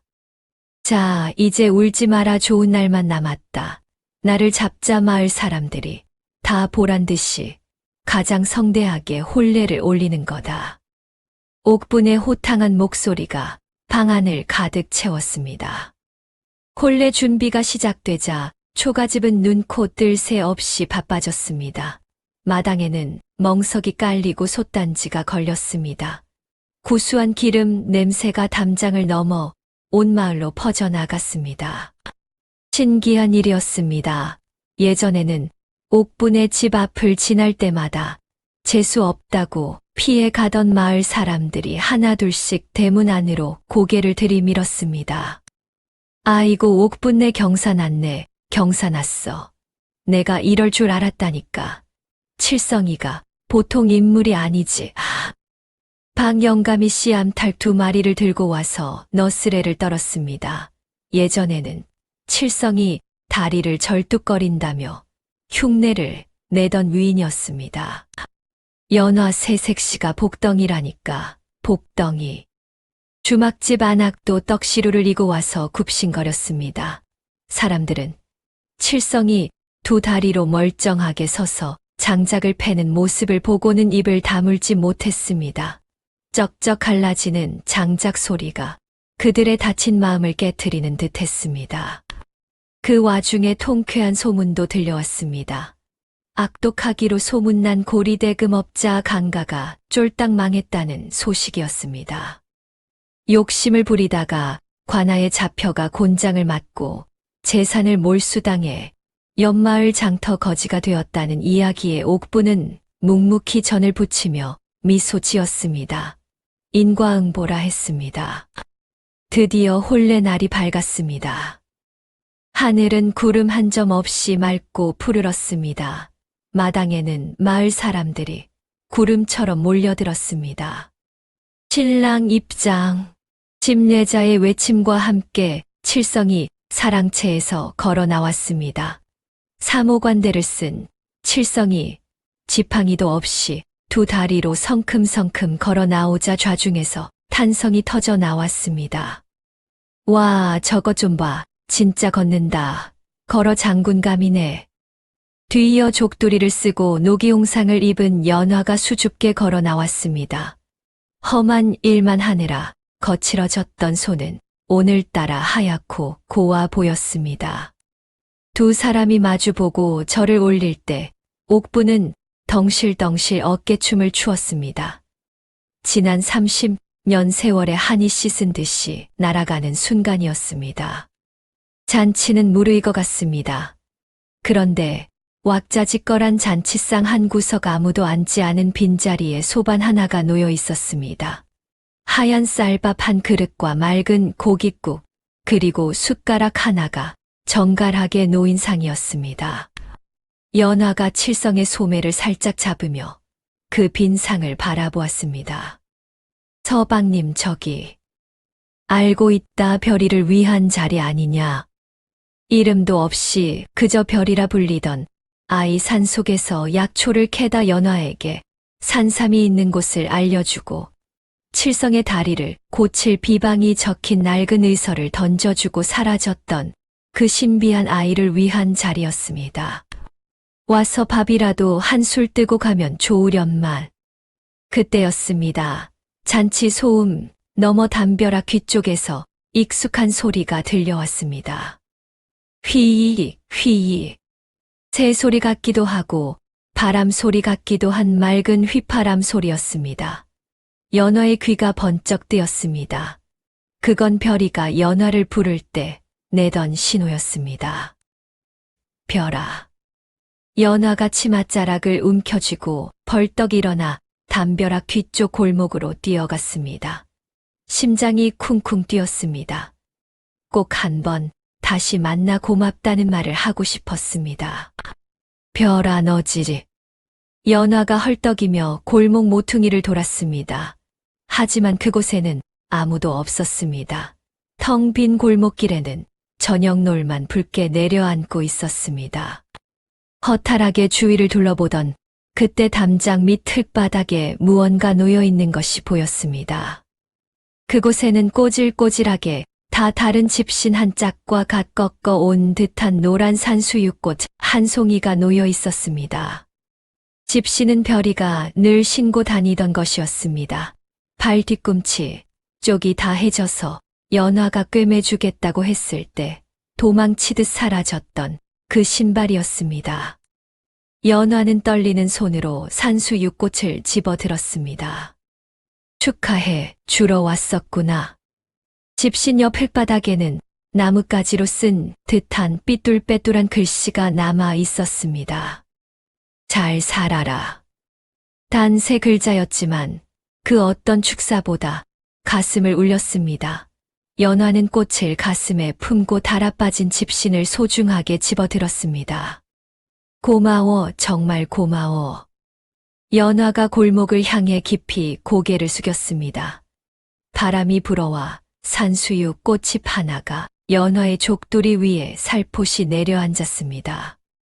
연화가 눈물을 훔치고 환하게 웃으며 다시 마당으로 들어서자 낡은 초가집 지붕 위로 둥근 보름달이 떠오르고 있었습니다. 그 달빛은 옥분이 장롱 속에 넣어둔 낡은 빈 주머니처럼 넉넉하고 따뜻하게 온 세상을 비추었습니다. 먼 훗날 사람들은 이 이야기를 전하며 빈 주머니에 가장 큰 복을 담은 여인과 전 재산을 털어 산 며느리가 집안을 일으킨 이야기라 칭송했습니다. 어둠이 짙게 깔린 마을 어기 언덕 위에서 누군가 이 풍경을 내려다보고 있었습니다. 남루한 옷차림의 소녀의 입가에 옅은 미소를 띠고 있었습니다. 이제 됐다. 소녀는 보찜을 고쳐 메고는 뒤도 돌아보지 않고 산길로 걸어 들어갔습니다.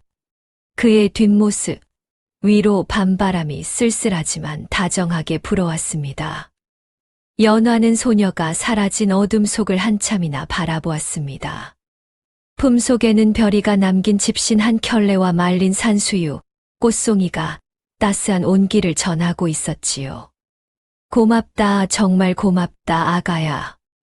바람에 흔들리는 나뭇가지 소리가 마치 소녀의 대답처럼 사그락거리며 귓가를 스쳤습니다.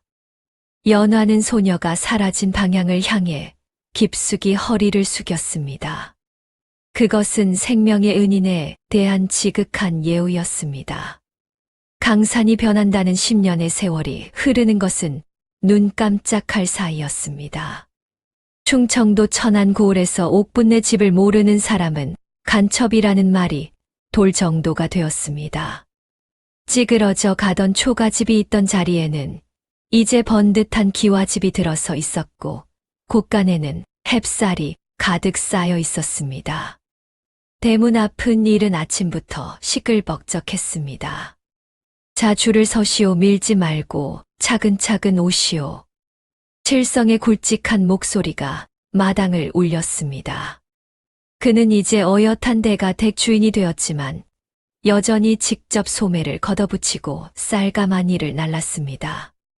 그의 이마에는 땀방울이 송골송골 맺혀 있었지만 얼굴에는 10년 전보다 훨씬 더 넉넉한 미소가 걸려 있었습니다.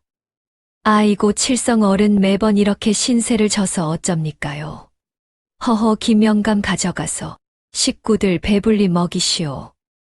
마을 사람들은 칠성을 어른이라 부르며 따랐습니다. 바보라 놀림받던 나무꾼이 천안 제1의 부자가 되었지만 거드름을 피우기는커녕 보릿고개 때마다 곳간 문을 활짝 열어 젖혔기 때문입니다. 안채 마루에서는 옥분이 돋보기를 쓰고 바느질감을 손질하고 있었습니다. 머리에는 하얀 서리가 내려앉았지만 표정만큼은 가 피어난 목화솜처럼 온화했습니다. 할머니, 할머니.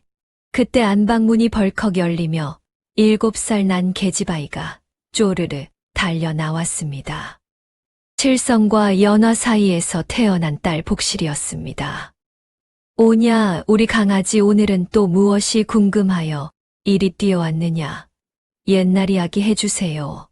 아까 동네 아저씨들이 그러던데 우리 엄마를 할머니가 돈 주고 샀다면서요. 복실이가 눈을 동그랗게 뜨고 물었습니다.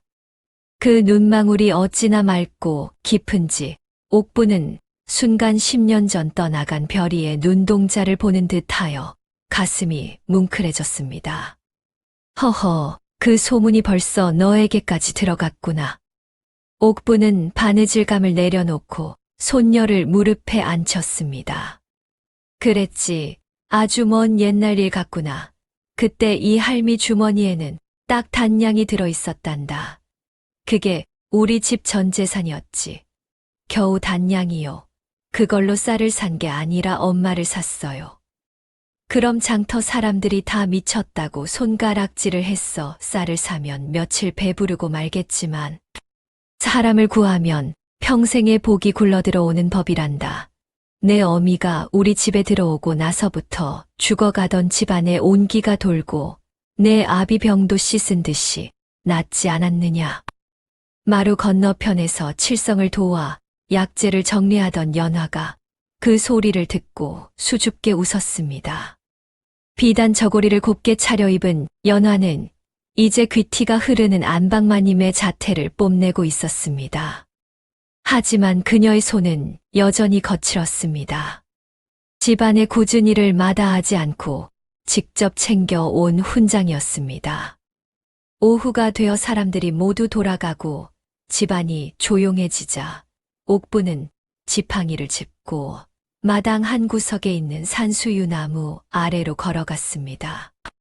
봄바람이 살랑 불어와 꽃이 몇 장을 옥분의 어깨 위로 떨어뜨렸습니다. 옥부는 나무 기둥을 어루만지며 먼 산을 바라보았습니다. 보고 있느냐, 꼬마 도사님.